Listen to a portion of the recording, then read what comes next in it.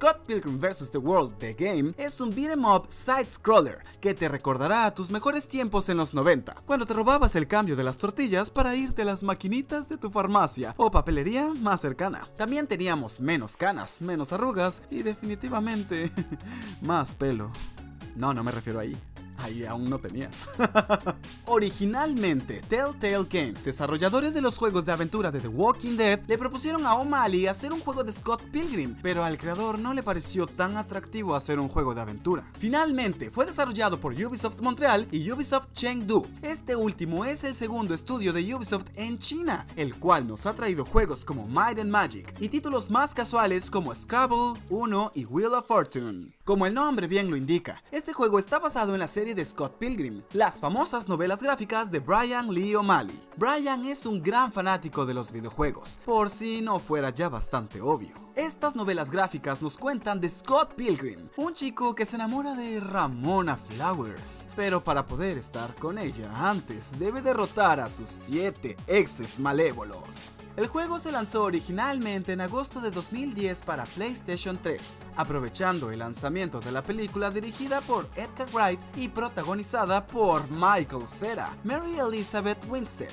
Chris Evans y Anna Kendrick. Meses más tarde, el juego llegó también a Xbox 360. El lanzamiento de Scott Pilgrim vs. The World The Game 2010 tuvo la enorme desventaja de que fue solo digital. Y decimos enorme desventaja por lo efímero que puede volverse este formato. Scott Pilgrim fue testigo de esto. En diciembre de 2014, el juego y sus expansiones desaparecieron de Xbox Live Arcade y la PlayStation Network. Las licencias expiraron y Ubisoft perdió así el derecho de vender este producto. Esto quiere decir que adiós a tus partidas y a todo lo que conseguiste. Si no tenías el juego o sus expansiones en tu disco duro, no lo podías volver a descargar ni jugar. Nunca más. Chaito. Afortunadamente, solo estuvimos un poco más de 6 años sin este título, pues en mayo de 2020, por el aniversario número 10 del juego, O'Malley y Wright le pidieron a Ubisoft por medio de un tweet que volviera a Scott Pilgrim vs. The World The Game al lado del relanzamiento de la película.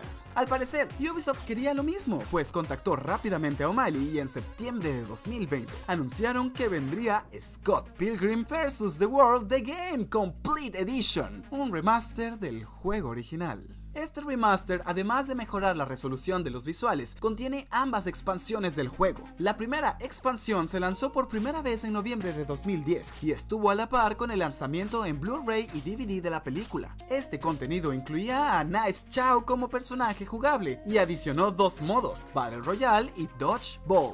La segunda expansión agregó a Wallace Wells como personaje jugable al lado de multijugador en línea. Se lanzó por primera vez en marzo de 2013. Scott Pilgrim vs. The World The Game Complete Edition se lanzó el 14 de enero de 2021 en PC, Switch, PlayStation 4, Xbox One, Amazon Luna y Stadia. Sí, solo faltó Alexa y en tu refrigerador. Lo mejor es que Scott regresó para quedarse, pues Limited Run Games se encargó de crear versiones físicas del juego, así que aunque esto de los derechos vuelva a pasar, hay forma de siempre tener una copia a la mano. Como dato curioso, la versión física tiene una portada doble. Si la volteas, en el arte alterno podemos ver que Scott Pilgrim posa como en el juego Sonic Adventure de Dreamcast. Limited Run Games es una pequeña distribuidora que lleva más de 6 años rehusándose a que desaparezca el formato físico, a pesar de que han tenido grandes éxitos en ventas gracias a los coleccionistas y a los fans más puristas. Hasta la fecha, Scott Pilgrim vs. The World The Game Complete Edition ha sido su mayor éxito en ventas. En tan solo 3 horas se vendieron 25,000 copias físicas. ¡Wow! En el juego de Scott Pilgrim podemos elegir controlar el héroe homónimo, a Ramona Flowers, a Kim Pine, a Stephen Stills, a Knives Chow o a Wallace Wells. Nega Scott, el antihéroe, también es seleccionable, pero tendrás que desbloquearlo antes. La forma de desbloquearlo es terminando el juego con todos los personajes base: Kim, Stills, Ramona y Scott. Por cierto, eso de pelear contra tu yo oscuro probablemente es una referencia de The Legend of Zelda y Dark o Shadow Link. Hasta 4 jugadores pueden cooperar para avanzar sus niveles de forma simultánea y tienen el mismo objetivo de las novelas y las películas: pruebas, pelear y derrotar a los 7 exes de Ramona, cada uno con su propio nivel. Cada personaje seleccionable tiene sus propios movimientos y pueden expandir sus habilidades ganando experiencia. El juego de Scott Pilgrim es muy difícil, sobre todo si piensas terminarlo desde la primera vez. Los desarrolladores hicieron esto intencionalmente para que tuvieras que grindear, es decir, es necesario reintentar los niveles varias veces para ir ganando monedas y experiencia hasta que seas más fuerte. Aunque si te gustan los retos, hay 3 niveles de dificultad. Selecciona el más difícil e intenta pasarlo sin morir desde la primera vez para recordar tus tiempos más retadores y caros en las arcades. Paul Robertson, conocido por títulos como Drawn to Life, fue quien se encargó del arte y la animación del juego, mientras que la banda de Chiptune, Anna Managuchi, hizo el soundtrack del juego. Esta banda sonora también se lanzó de forma digital gracias a ABK-CO Records en 2010.